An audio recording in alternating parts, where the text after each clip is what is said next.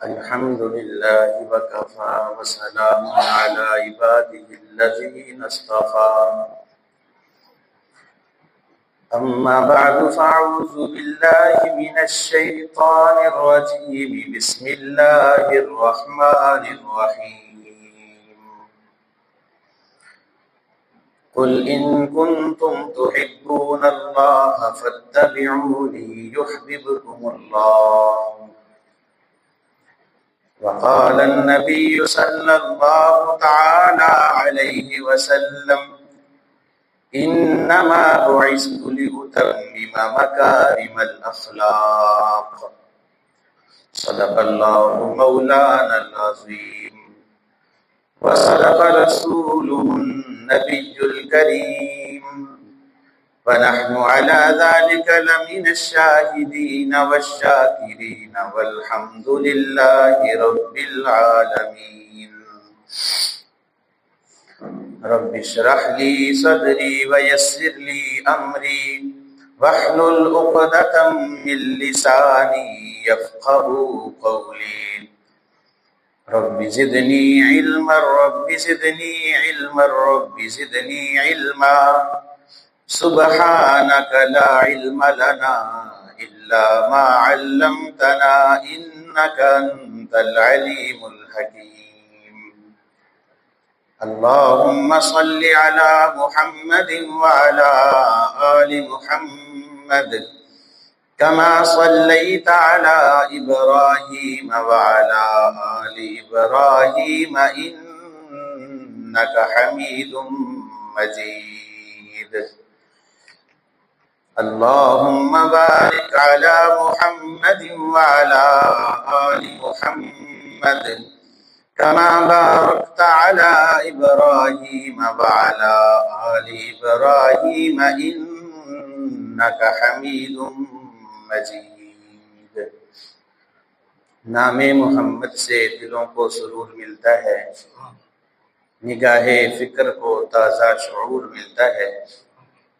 نصیب کیسا بھی ہو واسطہ احمد کا دے کر، نصیب کیسا بھی ہو وسیلہ محمد کا دے کر، خدا سے جو بھی مانگو ضرور ملتا ہے۔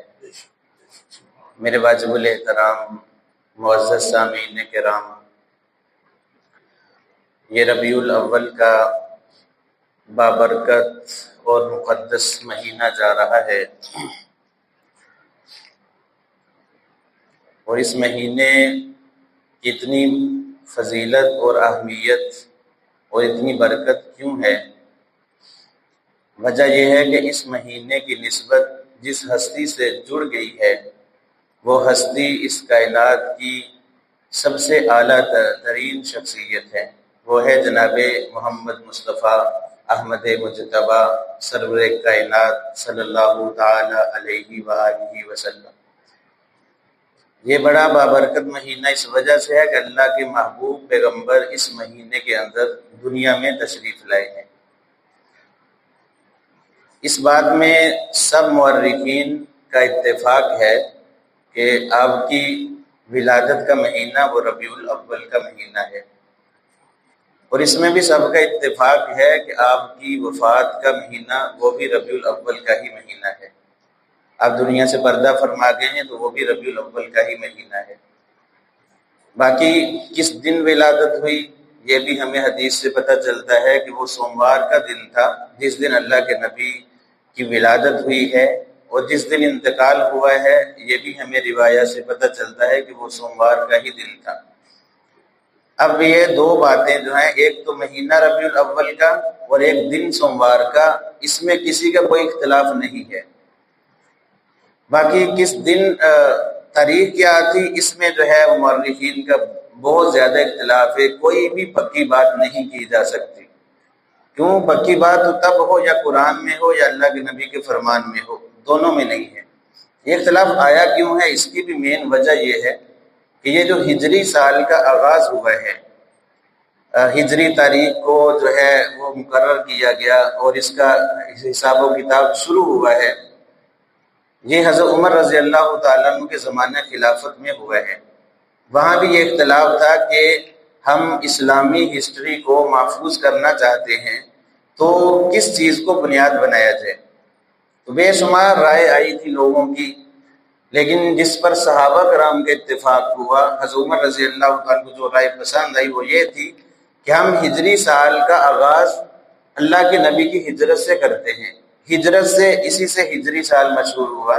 اب آپ صلی اللہ علیہ وآلہ وسلم نے جب مکہ سے مدینہ کی طرف ہجرت کی ہے، اس وقت آپ صلی اللہ علیہ وآلہ وسلم کی عمر مبارک تقریباً کوئی 53 سال تھی۔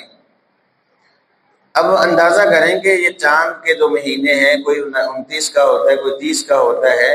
اب 53 سال کے بعد اللہ کے نبی نے ہجرت کی، 40 سال نبوت کا اعلان کرنے سے پہلے مکہ میں گزارے، پھر اعلان نبوت کرنے کے بعد 13 سال مکہ میں گزارے، 53 سال عمر ہوئی، پھر ہجرت کی مدینہ طیبہ کی طرف، اور پھر 10 سال وہاں رہے۔ پھر حضرت ابوبکر صدیق رضی اللہ تعالیٰ کا زمانہ خلافت 2 سال رہا، اور یہ اس کے بعد پھر حضرت عمر رضی اللہ تعالیٰ عنہ کا زمانہ خلافت آیا، پھر یہ بات ہوئی، اور پھر ہجری سال کی اس تاریخ کو محفوظ کیا گیا۔ اب سب کے اندازے لگے ہیں کہ اللہ کے نبی کس تاریخ کو پیدا ہوئے، اور اندازے لگانا آپ جانتے ہیں کہ کوئی پکی بات نہیں ہوتی، اس لیے کسی نے 9 ربیع الاول کہہ دیا، کسی نے 8 ربیع الاول کہہ دیا، کسی نے 12 ربیع الاول کہہ دیا، بلکہ جو حضرت شیخ عبد القادر جیلانی رحمۃ اللہ علیہ ہیں، 11ویں والے پیر جن کو کہا جاتا ہے، بڑے اللہ والے تھے، حنبلی المسلک ہیں، امام احمد بن حنبل رحمۃ اللہ علیہ کے یہ مقلد تھے، اور بڑا اللہ نے مقام دیا تھا۔ اولیاء کرام کی یہ جو تصوف کی نسبتیں ان کے ساتھ جا کر ملتی ہیں، ان کا سب سے جدا موقف ہے۔ انہوں نے تو آپ صلی اللہ علیہ وسلم کی ولادت کو 10 محرم لکھا ہے، سب سے ہٹ کر ان کا یہ موقف ہے۔ بہرحال میں نے پہلے گزارش کی کہ جو اجتماعی جو ہے رائے ہے دن اور مہینے کے بارے میں جو متفق علیہ ہے وہ یہی ہے، سوموار کا دن، ربیع الاول کا مہینہ۔ اب ولادت اور وفات کس تاریخ کو ہوئی، یہ اس کے بارے میں جو ہے بہت اختلافات پائے جاتے ہیں، ہمیں ضرورت بھی نہیں ہے اس چیزوں کا، ہمیں سوال بھی نہیں ہونا۔ یہ نسبت ربیع الاول کو حاصل ہے تو ہمیں یہی بیان کرنی چاہیے، ان باتوں کی وجہ سے ان جھگڑے کا باعث اس کو نہیں بنانا چاہیے۔ اب آتے ہیں آج کا جو مین موضوع ہے، وہ یہی ہے کہ اللہ کے نبی کی نسبت کا مقام، نسبت مصطفیٰ کیا ہے۔ ربیع الاول کو یہ نسبت حاصل ہوئی ہے آپ صلی اللہ علیہ وآلہ وسلم کی ولادت باسعادت سے۔ ربیع الاول یہ 2 لفظوں کا مجموعہ ہے۔ ربیع کا معنی ہوتا ہے موسم بہار، عربی زبان میں ربیع موسم بہار کو کہتے ہیں، اور اول کا معنی پہلا ہوتا ہے۔ ربیع اول یوں کہہ لیں کہ پہلی بہار، اور حقیقت میں یہ ہے کہ اللہ رب العزت نے اپنے پیارے حبیب صلی اللہ علیہ وسلم کو رمضان میں نہیں بھیجا، رجب میں، شوال میں، ذی الحجہ میں، بے شمار فضائل والے مہینے، فضائل والے ایام، دن تھے، لیکن ربیع الاول کا انتخاب اس وجہ سے کیا کہ اللہ کے نبی کا وجود اور تشریف آوری یوں کہہ لیں کہ اس کائنات کے لیے ایک پہلی بہار آ گئی۔ جب بہار آتی ہے آپ جانتے ہیں کہ درختوں پر نئے پتے آ جاتے ہیں، ہریالی آ جاتی ہے، اور جو موسم بڑا سہانا ہوتا ہے، تو یوں کہہ لیں کہ اللہ کے نبی کا وجود اور تشریف آوری اس کائنات کے لیے ایک بہار ہے، تو اس لیے ربیع الاول کا انتخاب اللہ رب العزت نے کیا۔ اسی وجہ سے ربیع الاول کی فضیلت، اہمیت اور اس کے ساتھ محبت اس مہینے کے ساتھ ہر مومن کلمہ گو مسلمان کے دل میں اللہ نے بٹھا دی۔ کیوں؟ اللہ کے نبی کے ساتھ اس کی نسبت جڑ گئی ہے، اور اس نسبت کی وجہ سے ربیع الاول کو مقام اس وجہ سے ملا کہ نسبت اس شخصیت سے جڑ گئی ہے کہ جس جیسی شخصیت اس کائنات میں ہے نہیں، اللہ نے جس جیسی شخصیت پیدا نہیں کی، جس جیسی شخصیت بنائی نہیں ہے، اللہ نے اپنا محبوب جو ہے اس امت کے حوالے کیا ہے، لوگوں کے حوالے کیا ہے، تو اللہ کے محبوب سے بڑھ کر اس کائنات میں کوئی نہیں۔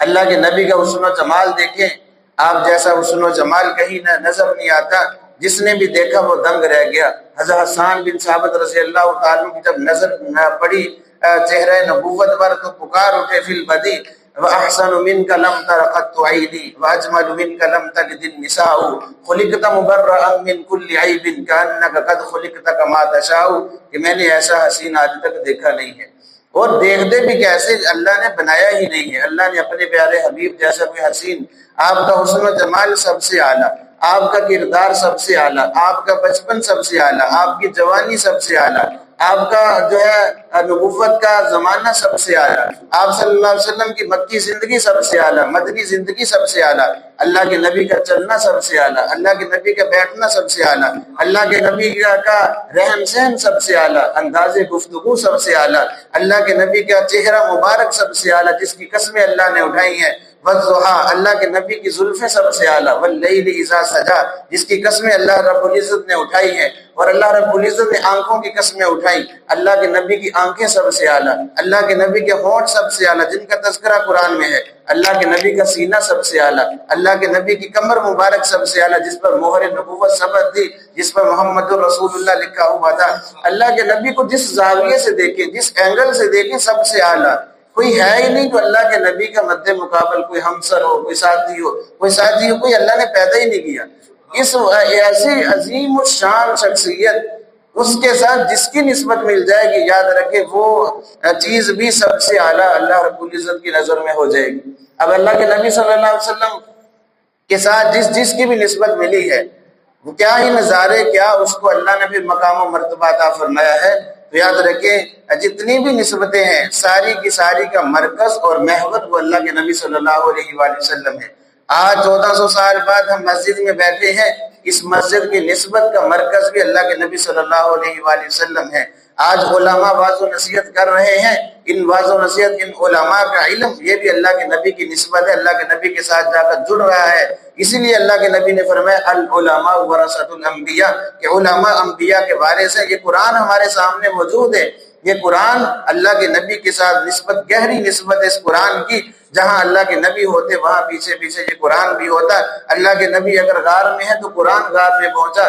کوئی کتاب ایسی نہیں ہے آسمانی کتاب کہ وہ نبی کے پیچھے پیچھے، بلکہ نبی اس کے پیچھے ہوتا، نبی جاتا۔ موسیٰ علیہ السلام تو لینے کے لیے کوہ طور پر سفر کر کے گئے، وہاں 40 روزے رکھے، 40 دن قیام کیا، چلا لگایا، وہاں جا کر یہ تورات ملی۔ اور ایسے عیسیٰ علیہ السلام کو بھی اسی طرح، حضرت داؤد علیہ السلام کو زبور ملی۔ لیکن اللہ کے نبی صلی اللہ علیہ وسلم کا مقام و مرتبہ دیکھیے، اللہ کے نبی غار میں ہے تو قرآن غار میں، اللہ کے نبی محراب میں ہے تو قرآن محراب میں، اللہ کے نبی سفر میں ہے تو قرآن سفر میں، اللہ کے نبی حضر میں ہے تو قرآن حضر میں، اللہ کے نبی گھر میں ہے تو قرآن گھر میں اتر رہا ہے، اللہ کے نبی اپنی بیوی کے بستر میں ہے تو قرآن وہاں اتر رہا ہے۔ یعنی جہاں بھی اللہ کے نبی ہیں قرآن وہاں اللہ رب العزت اتار رہے ہیں۔ یہ قرآن کے ساتھ بھی بڑی گہری نسبت اور تعلق ہے۔ آج قرآن ہمارے ساتھ میں موجود ہے، جب ہاتھ میں قرآن پکڑیں، قرآن پہ نظر پڑے تو آپ کے ذہن میں آ جانا چاہیے کہ اس قرآن کی نسبت اللہ کے نبی کے ساتھ ملی ہوئی ہے۔ اب جس چیز کی نسبت اللہ کے نبی کے ساتھ ملی ہوئی ہے، کیا نظارے ہیں اس کے، کیا اس کی رحمتیں اور برکتیں ہیں۔ یاد رکھیں یہ چیزوں کی نسبت کی عظمت اور محبت اور ان سے برکت کا فیض حاصل کرنا، یہ صحابہ کرام رضوان اللہ تعالی علیہ مجمعین کی زندگیوں میں بھی کوٹ کوٹ کر بھرا ہوا، ان کے دل و دماغ میں یہ چیز راسخ تھی۔ اللہ کے نبی سے ٹوٹ کر محبت کی ہے انہوں نے، اللہ کے نبی سے عشق کیا ہے انہوں نے، پھر اس عشق کے امتحان میں کوئی چیز بھی رکاوٹ ان کے سامنے نہیں بن سکی، نہ عزیز و اقارب، نہ والدین، نہ ان کی اولادیں، نہ ان کی بیویاں، نہ مال و دولت، سب کچھ اللہ کے نبی پر قربان کر دی۔ اسے کہتے ہیں سچی محبت۔ آج تو صرف زبانی دعوے ہیں، اور جو ہے اگر محبت دیکھی جائے تو نظر نہیں آتی، بلکہ خرافات ہیں۔ خرافات کو محبت کا نام دیا ہے، بدعات کو جو ہے وہ محبت رسول کا لوگوں نے نام دیا۔ محبت سیکھنی ہے تو آؤ ذرا صحابہ کے در پر چلتے ہیں، صحابہ سے سیکھتے ہیں جنہوں نے اللہ کے نبی کو اپنی ظاہری آنکھوں سے دیکھا، اللہ کے نبی کا دیدار کرتے تھکتے نہیں تھے، اور دیدار نہ کر لیتے چین نصیب نہیں ہوتا تھا۔ یہ صحابہ کرام رضوان اللہ تعالی علیہ مجمعین تھی۔ ایک مرتبہ آپ صلی اللہ علیہ وسلم نے اظہار کیا اپنی پسندیدہ چیزوں کا کہ مجھے فلاں فلاں چیز پسند ہے۔ ابو بکر صدیق رضی اللہ تعالیٰ نے بھی اظہار کیا، یا اللہ یا رسول اللہ مجھے بھی پسند ہے، ان چیزوں میں سے ایک چیز مجھے جو سب سے زیادہ محبوب ہے یا رسول اللہ آپ کا چہرہ ہو اور صدیق کی آنکھیں ہو اور میں آپ کا جی بھر کے دیدار کرتا رہوں۔ یہ تھی محبت صحابہ کرام رضوان اللہ تعالی علیہ مجمعین کی، اور اللہ نے بھی موقع بھی دیا ابو بکر صدیق کو اس دیدار کا کہ آج صدیق جی بھر کے میرے محبوب کا دیدار کر لیں۔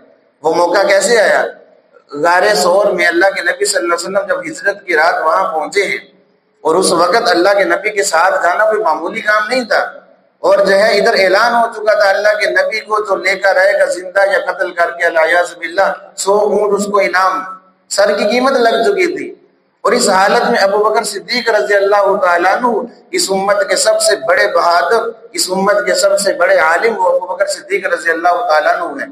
ہمارا اہل سنت والجماعت کا یہی عقیدہ و نظریہ ہے کہ انبیاء کے بعد اس کائنات میں اگر کسی کا مقام و مرتبہ ہے تو ابو بکر صدیق رضی اللہ تعالیٰ عنہ ہیں۔ بہت بڑا ایک مرتبہ کوئی حضرت علی رضی اللہ تعالیٰ کو ماننے والا تھا اور جو ہے ان کی محبت کے دعوے کرنے والا تھا، اور شیخین سے ذرا اس کے دل میں بغض اور نفرت تھی، تو کہنے لگا کہ علی مجھے بتاؤ کہ تم صحابہ میں سب سے بڑا بہادر کون ہے؟ تو اس نے تو یہی سوچا ہوگا کہ حضرت علی کہیں کہ میں ہی بہادر ہوں، غزوہ خیبر میں خیبر کے دروازے کو میں نے اکھاڑا تھا۔ تو کہنے لگے ہم میں سب سے بڑے بہادر ابو بکر ہیں۔ سمجھ گئے تھے، اس کی رگ پہ ہاتھ رکھا کہ اس کے دل میں ابو بکر صدیق کا بغض ہے۔ فرمایا ہم میں سب سے بڑے بہادر ابو بکر صدیق رضی اللہ تعالیٰ عنہ ہیں۔ وہ کہنے لگے یہ کیسے؟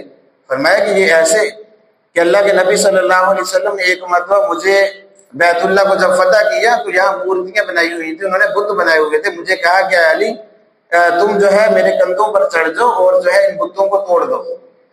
تو میں نے عرض کی یا رسول اللہ یہ کیسے ممکن ہے، میں آپ کے کندھوں پر نہیں سوار ہو سکتا، میں نیچے بیٹھ دوں، آپ میرے کندھوں پر سوار ہو کر آپ توڑیں۔ اللہ کے نبی نے جو ہے مجھے سمجھایا لیکن میری سمجھ میں بات نہ آئی۔ اللہ کے نبی نے فرمایا کہ ٹھیک ہے۔ اللہ کے نبی نے جیسے ہی اپنا قدم مبارک میرے جسم پر رکھا اوپر چڑھنے کے لیے تو فرماتے ہیں کہ میرے سے برداشت نہ ہو سکا، میں نے فوراً کہہ دیا یا رسول اللہ یہ میرے بس کی بات نہیں ہے۔ فرمایا کہ ابو بکر کو دیکھے غار ثور میں کندھوں پر اٹھا کر 3 میل کا سفر ابو بکر نے سنگلاق پہاڑوں میں کیا ہے، تو سب سے بڑے بہادر تو ابو بکر ہوئے ہم میں تو نبوت کا بوجھ نہیں اٹھا سکا، اور اللہ تعالیٰ نے ان کو یہ ملکہ دیا تھا کہ نبوت کا بوجھ انہوں نے اٹھانا تھا، اور آپ صلی اللہ علیہ وسلم کے بعد جو ہے اس امت کی بگڑی جو ہے جو اس امت کے بوجھ کو اٹھایا ہے تو ابو بکر صدیق رضی اللہ تعالیٰ عنہ ہے۔ پھر وہ کہنے لگا مجھے بتائیں سب سے بڑا عالم کون ہے؟ تو فرمایا کہ ہم اس امت میں سب سے بڑے عالم بھی ابو بکر ہیں۔ وہ پھر حیران کیجیے کیسے؟ آپ کے بارے میں تو اللہ کے نبی نے یہ فرمایا ہے انا مدینۃ العلم وعلی بابھا، کہ میں علم کا شہر ہوں اور علی اس کا دروازہ ہے، اور آپ کہتے ہیں ابو بکر سب سے بڑے عالم۔ فرمایا کہ ہاں میرے کانوں میں اللہ کے نبی کا وہ فرمان گونجتا ہے، آپ صلی اللہ علیہ وآلہ وسلم نے فرمایا تھا فَلْيَؤُمُّكُمْ أَعْلَمُكُمْ، تمہاری امامت وہ کروائے جو تم میں سب سے بڑا عالم ہو۔ تو میں نے وہ منظر بھی دیکھا جب اللہ کے نبی صلی اللہ علیہ وسلم مرض الموت میں تھے، آپ صلی اللہ علیہ وسلم نے فرمایا مروا ابا بکر فلیصلی بالناس، ابو بکر سے کہو کہ وہ لوگوں کو نماز پڑھائیں۔ حضرت سیدہ عائشہ صدیقہ رضی اللہ تعالیٰ عنہ پاس تھیں، انہوں نے عرض کی یا رسول اللہ میرے باپ بڑے نرم دل ہیں، جب آپ کے مصلی کو خالی دیکھیں گے برداشت نہیں ہوگا، آپ حضرت عمر سے کہہ دیں وہ ذرا بہادر ہیں۔ تو فرمایا کہ مروا ابا بکر فلیصلی بالناس، ابو بکر سے کہو کہ وہ لوگوں کو نماز پڑھائیں۔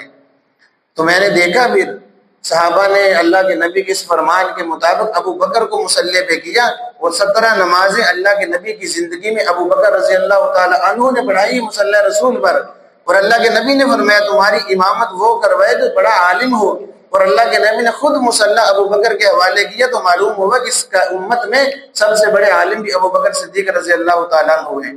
اب ہجرت کی رات اللہ نے وہ موقع دیا، ابو بکر کی وہ چاہت پوری کی کہ یا رسول اللہ میری چاہت یہ ہے کہ آپ کا چہرہ ہو اور میری آنکھیں ہوں، میں ہر وقت آپ کا دیدار کرتا رہوں۔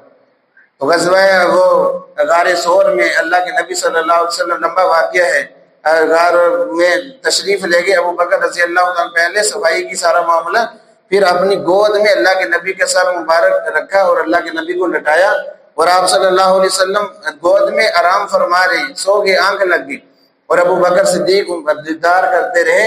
سید عطا اللہ شاہ بخاری رحمۃ اللہ علیہ تو بڑے اس کی عکاسی کرتے تھے، وہ فرماتے تھے جب میں تخیلات میں جو ہے تصورات میں جاتا ہوں دیکھتا ہوں تو مجھے تو ایسے محسوس ہوتا ہے جیسے ابو بکر کی گود ایک ریل ہے اور اللہ کے نبی کا چہرہ ایک قرآن کی طرح ہے، ابو بکر ریل میں قرآن کا دیدار کر رہا ہے۔ یعنی یہ منظر اللہ نے وہ ابو بکر کی چاہت کو یہاں پورا کیا، تو یہ محبت اور پیار تھا حضرت بکر صدیق رضی اللہ تعالیٰ عنہ کو۔ یاد رکھیں صحابہ کرام کو بڑی نسبت تھی، اور اللہ کے نبی کی ہر چاہت کے مطابق جو ہے اپنے آپ کو ڈالنے کی کوشش کرتے تھے۔ حضرت ابو محذورہ رضی اللہ تعالیٰ عنہ، محبت رسول دیکھیں، آج ہم بھی بڑے دعوے کرتے ہیں۔ جب مکہ فتح ہوا تو حضرت بلال رضی اللہ تعالیٰ نے اذان پڑھی تو کچھ بچے تھے مشرکین مکہ کے، جیسے بچوں کو عادت ہوتی ہے نقلیں اتارنے لگے۔ اللہ کے نبی نے بھیجا کہ پکڑ کے لاؤ ان کو۔ سب بھاگے، ابو محصورہ ان کے باپ جاگ اٹھے، مقدر ان کے وفا کی اور اللہ نے نوازنا تھا، یہ کھڑے رہے۔ وہ سب بچوں نے کہا کہ جب پکڑنے کے لیے وہ صحابہ ہے تو یہی تھا جو نقلیں اتار رہا تھا۔ تو اس نے کہا کہ میں نہیں نقلیں اتاری ہیں، ٹھیک ہے مجھے لے چلو۔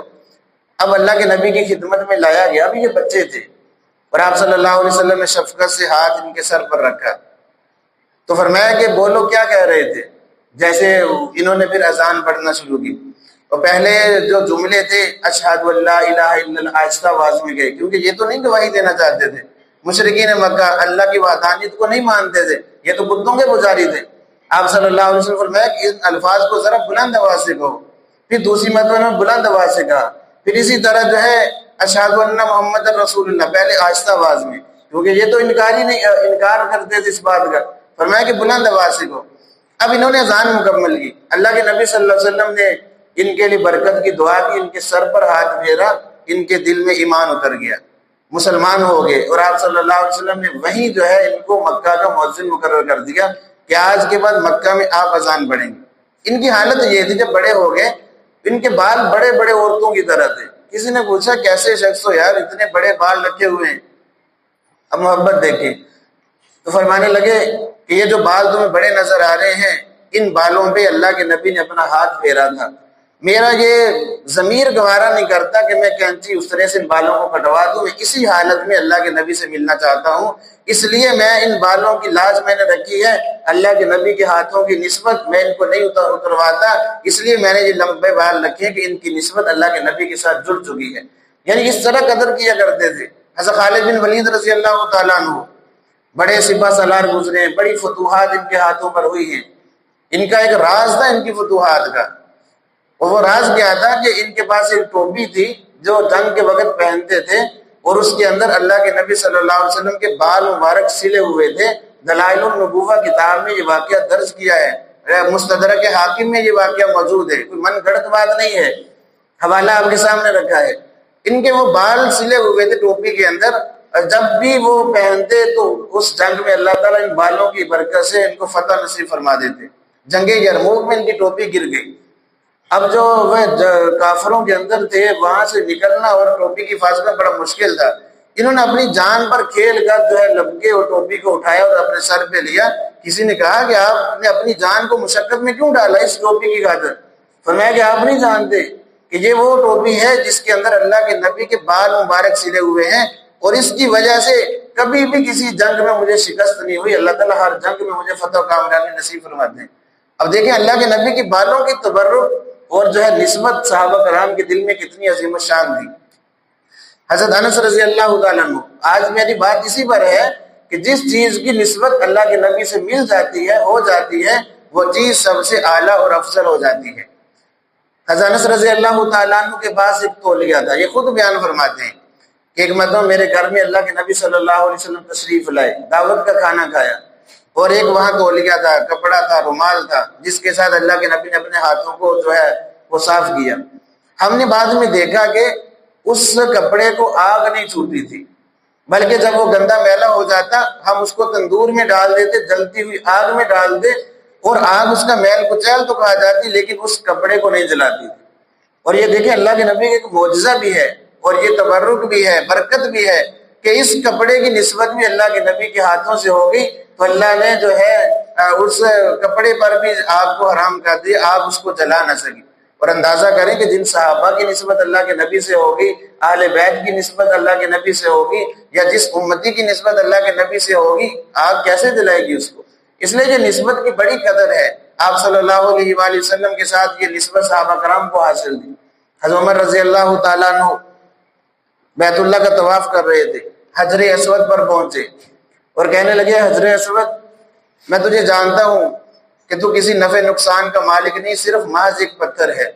آج عمر اگر تجھے چوم رہا ہے تو میں نے خود دیکھا ہے کہ اللہ کے نبی نے تجھے بوسہ دیا ہے، تیرے ساتھ تیرے اوپر اللہ کے نبی کے ہونٹ لگے ہوئے ہیں، اس نسبت سے آج میں تجھے بوسہ دے رہا ہوں۔ یعنی صحابہ کے دل میں بھی کتنی عظمت اور محبت تھی۔ حضرت ام سلمہ رضی اللہ تعالیٰ ام المؤمنین ہیں، ان کے پاس آپ صلی اللہ علیہ وسلم کے بال مبارک ایک شیشی میں بند تھے. فرماتی ہیں کہ جب بھی کوئی بیمار ہو جاتا تو میں اس شیشی میں پانی ڈال کر وہ پانی، بالوں والا پانی، اس کو پلا دیتی. اللہ تعالیٰ اس پانی کی برکت سے اس کو شفا عطا فرما دیتے. کیوں؟ اس کی نسبت اللہ کے نبی کے بالوں سے ہو چکی. اور اسی طرح صلح حدیبیہ کے وقت دیکھیے ذرا صحابہ کی محبت. آج جو ہے لوگ اٹھ کے صحابہ کرام پہ بھی تبرہ کرتے ہیں، انگلیاں اٹھاتے ہیں. کیسی محبت! ایک کافر کی گواہی. حضرت عروہ بن مسعود رضی اللہ تعالیٰ اس وقت مسلمان نہیں تھے، اس وقت حالت کفر میں ہی تھے جب انہوں نے یہ واقعہ بیان کیا ہے. فرماتے ہیں کہ صلح حدیبیہ کے موقع پر میں نے دیکھا کہ آپ صلی اللہ علیہ وسلم کے صحابہ اتنی محبت کرتے ہیں کہ اللہ کے نبی وضو فرما رہے تھے اور صحابہ وضو کا پانی زمین پر نہیں گرنے دے رہے تھے، بلکہ لپک کر آگے اپنے ہاتھوں پر وہ پانی کے قطرے لیتے اور اس کو اپنے چہرے پر، اپنے ہاتھوں پر، اپنے جسم پر مل لیتے، اور اس طرح اللہ کے نبی سے ٹوٹ کر وہ محبت کرتے تھے. جا کر قریش مکہ سے کہنے لگے تم کس کی باتیں کر رہے ہو؟ میں نے کیسر و کسریٰ کے دربار بھی دیکھے ہیں، وہاں کے لوگ اور بادشاہ سے بھی میری ملاقاتیں ہوئی ہیں، میں نے ایسی محبت کہیں نہیں دیکھی جو میں نے اللہ کے نبی کے صحابہ کے دلوں میں محبت دیکھی ہے. وہ تو اللہ کے نبی کا لعاب تک زمین پر نہیں گرنے دی، ایسی محبت کہ اللہ کے نبی کی خاطر تن من دن سب کچھ قربان کر دیا. تو یاد رکھیں یہ اللہ کے نبی کے ساتھ نسبتیں ہیں. آج ہم 1400 سال بعد بھی اسی نسبت کے صدقے جی رہے ہیں. آج ہمیں کچھ مل رہا ہے تو اسی نسبت کے صدقے مل رہا ہے. یہ جو ہمیں نماز ملی ہے اللہ کے نبی کی نسبت کے صدقے ملی ہے. یاد رکھیں آج ہماری نمازیں کتنی محفوظ ہیں. آج ہم خرافات میں پڑے ہوئے ہیں، اللہ کی نسبت، نبی کی نسبت کی کوئی لاج نہیں رکھتے. یاد رکھیں بہت بڑی یہ حماقت ہے، بے وقوفی ہے. جس چیز کی نسبت اللہ کے نبی سے مل گئی، یاد رکھیں وہ اللہ کی نظر میں ساری کائنات سے زیادہ محبوب ہو گئی. اور آپ صلی اللہ علیہ وسلم کی سنت والی جو زندگی ہے کہ ہر سنت کی نسبت اللہ کے نبی سے ملی ہوئی ہے. کیوں ہم بار بار کہتے ہیں کہ اللہ کے نبی کی سنتوں پر آ جائیں، اور اللہ کے نبی کی سنتوں پر جب آئیں گے تو اللہ کی نظر میں وہ چیز سب سے زیادہ محبوب ہو جائے گی. آپ صلی اللہ علیہ وسلم نے خود فرمایا من احیا سنتی، جس نے میری کسی سنت کو زندہ کیا، فقط احبنی، اس نے مجھ سے محبت کی، ومن احبنی کان معی فی الجنہ، اور جس نے میرے ساتھ محبت کی وہ جنت میں میرے ساتھ ہوگا. تو یاد رکھیے اللہ کے نبی کے چھوٹے چھوٹے طریقے. آپ صلی اللہ علیہ وسلم چلتے کیسے تھے، آپ صلی اللہ علیہ وسلم کھانا کیسے کھاتے تھے، آپ صلی اللہ علیہ وسلم واش روم کیسے جاتے تھے، سوتے کیسے تھے، اٹھتے کیسے تھے، کیا دعائیں پڑھتے تھے، موقع محل کی دعائیں، اللہ کے نبی کی سنت طریقے، پانی پینے کا سٹائل کیا تھا، آپ صلی اللہ علیہ وسلم کا بولنے کا، گفتگو کا سٹائل کیا تھا، کس انداز میں گفتگو کرتے، کیسے اخلاق تھے. ان تمام چیزوں کو بنانے کی ضرورت ہے. ہم ان کے نام لیوا ہیں اور ہم جانتے ہیں کہ ان کے صدقے ہماری بخشش ہوگی، اس کے علاوہ ہمارا کوئی سہارا نہیں ہے. تو یاد رکھیے آپ سے مؤدبانہ گزارش ہے اللہ کے نبی کے ساتھ نسبت کو مضبوط کریں اور آپ صلی اللہ علیہ وسلم کی سنتوں کے مطابق زندگی گزاریں. کیوں؟ اس لیے کہ نقش قدم نبی کے ہیں.